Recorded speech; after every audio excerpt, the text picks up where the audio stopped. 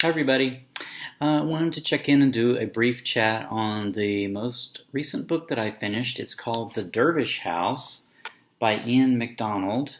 Here it is, the cover electronically. I read this electronically, of course. There it is from that angle, and maybe that's about the same glare there. So, yeah, The Dervish House by Ian McDonald was published. I read the electronic edition that was published by Pyre in 2010. So yeah, I've had this on my TBR now for a couple of years, since 2014. So I'm just getting around to reading it, and I really was not disappointed. This book won and was nominated for several awards. I believe it was nominated for a Hugo, and it won a British science fiction award back when it was published, like in 2010. So, it got some good press, had good reviews, and so it's something that I had been wanting to read, and I had never read anything by Ian McDonald before, so this was a first. And like I said, I thoroughly enjoyed it. So, what it is.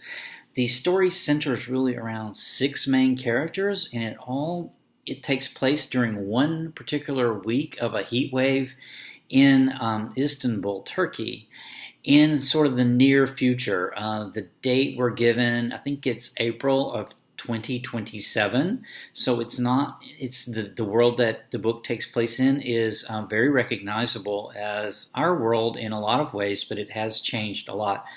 The world has changed a lot as well at this point, specifically around nanotechnology has progressed quite a bit. But anyway, so that's sort of where the setting is. But these six characters, some of them live in an old dervish house from, I think it's the 18th century, and this dervish house is sort of like a monastery. It was sort of like a monastery. It's a wooden dervish house, and it's so sort of large-ish on some grounds. Has a little courtyard associated with it, and even a little cemetery.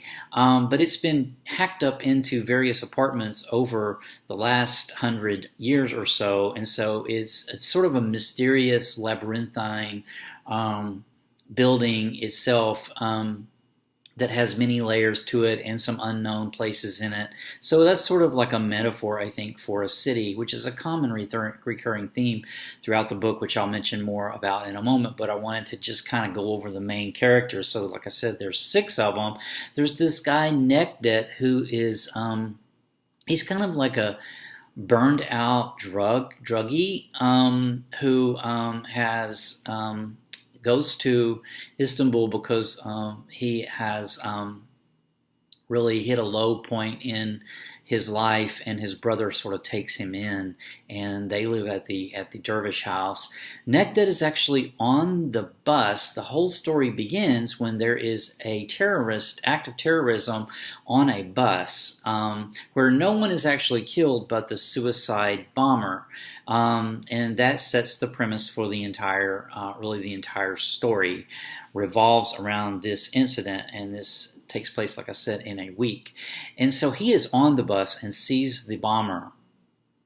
And after the attack, he starts being able to see jinn, and he sees also Hizir, who is like the green prophet. Be able to see these religious sort of images, these people and or supernatural beings. So that after the bombing, then one of the other main characters is a 9-year-old boy, and his name is Khan, and he has a heart condition where if any sort of loud noise, sudden loud noise or shock or jolt could actually cause his heart to stop and he would die. So he has to wear earplugs. So he is essentially, he's not deaf, but then he's deaf. And so he is a young boy that lives in the building and has little nano toys that have actually been altered to become, they're able to reformulate into sort of a nano sort of little swarm of nanobots, and then they are able to reconfigure into a monkey, a rat, and a snake. And so he sort of explores the world around him in this way because he can't really usually leave the Dervish House very often except to go to school because of his condition. So he explores, he sends them out and sees the world that way. And then another main character is Adnan. He is a sort of a stockbroker kind of person. I think it's more like a commodities trader, sort of wheeling and dealing, big money guy, and he is trying to make money on natural gas shipments, and actually trying to do some sort of under the table stuff with that. And then his wife her name is Aisha, and Aisha,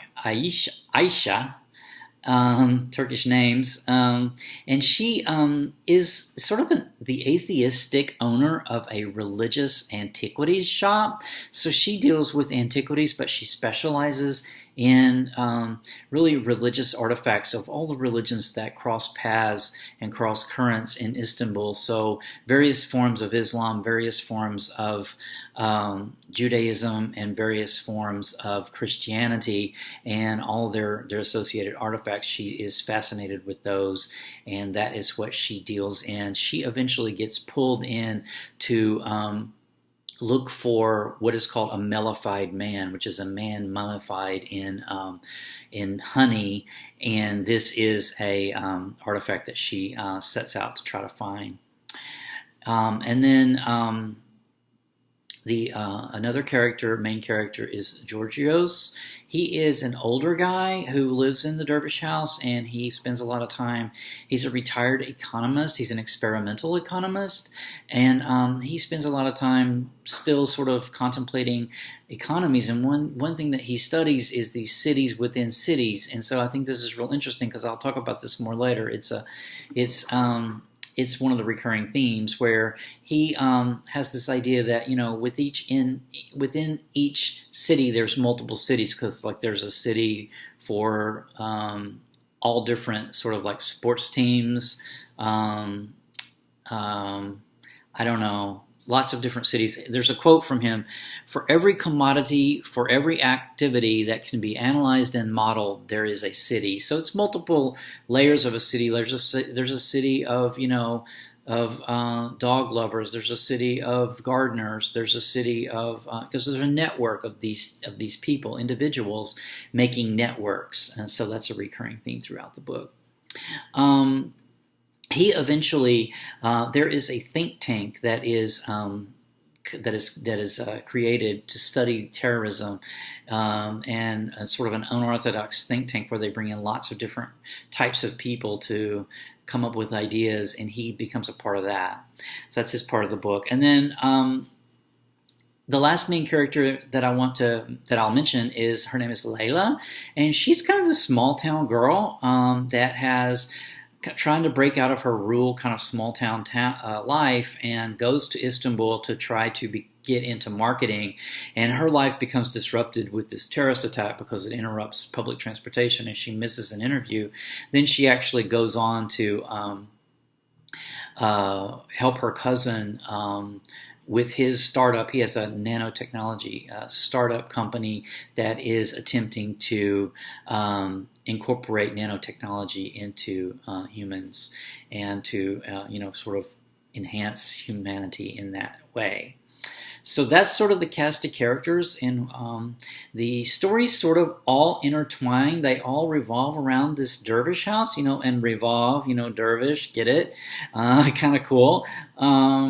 And I don't want to give away too much about the plot because the book is described as a thriller, and it kind of does read as this sort of page-turning thing. It takes place only, like I said, during a week, but there's a lot that happens in this week, and there's a lot going on in these people's lives, and there's a lot of really action. But to me, it was a thriller. It was sort of an action type near science fiction story, but it had, to me, it had deeply philosophical sort of elements to it, and that's kind of what I want to talk more about as far as the my takeaways from the book. So as I mentioned, there's a lot of discussion around cities within cities. There's a lot of comparisons of like dualities, because Istanbul sits on this the Bosphorus, which is there's Asia on one side and there's Europe on another, and there's a lot of that sort of duality kind of woven in throughout the book. And originally, when I was reading it, there's a lot of discussion about shoes.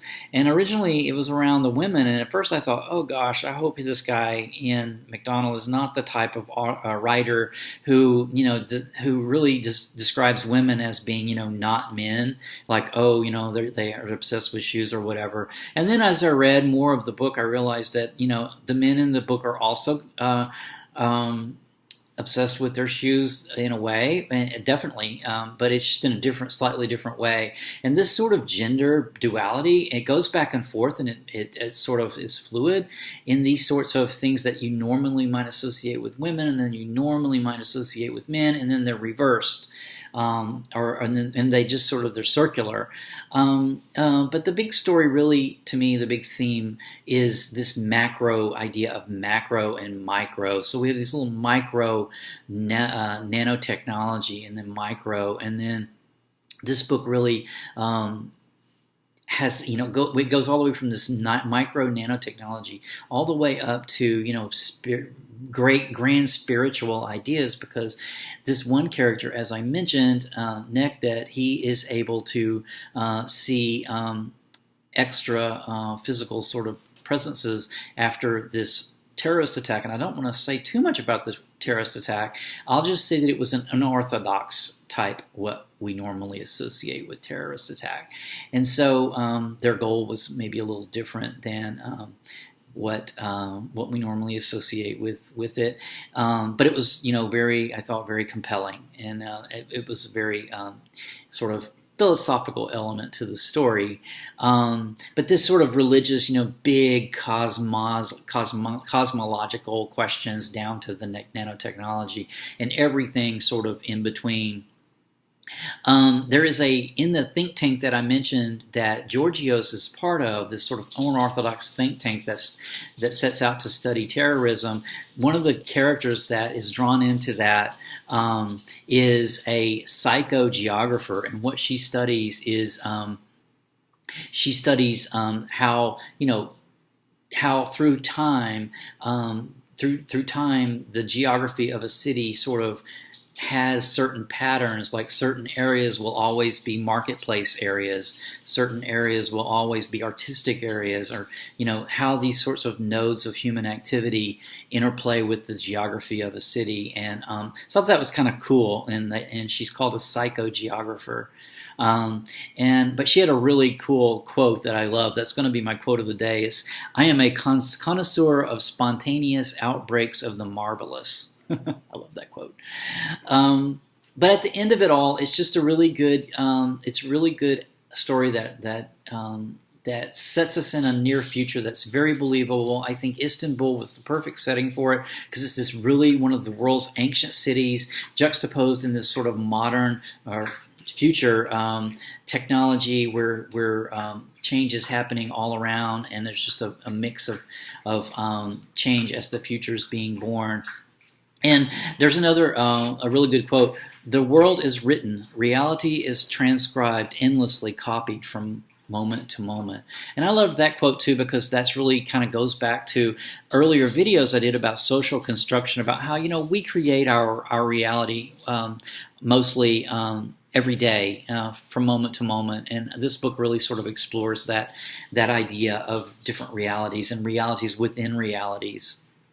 And also, as I mentioned, this sort of the macro to micro, and how the individual is really part of this giant whole, as part of a slightly bigger, and then ultimately the whole, a giant whole. So I think I'll stop with that, with this one last quote: "True journey is a circle, a dervish's turn." So at the end of this book, we had definitely gone full circle, and we had seen lots of realities, and we were back sort of where we started from, in a whole new, ready to begin again in a whole new beginning. So I'll leave it with that. Until next time, see you soon. Bye.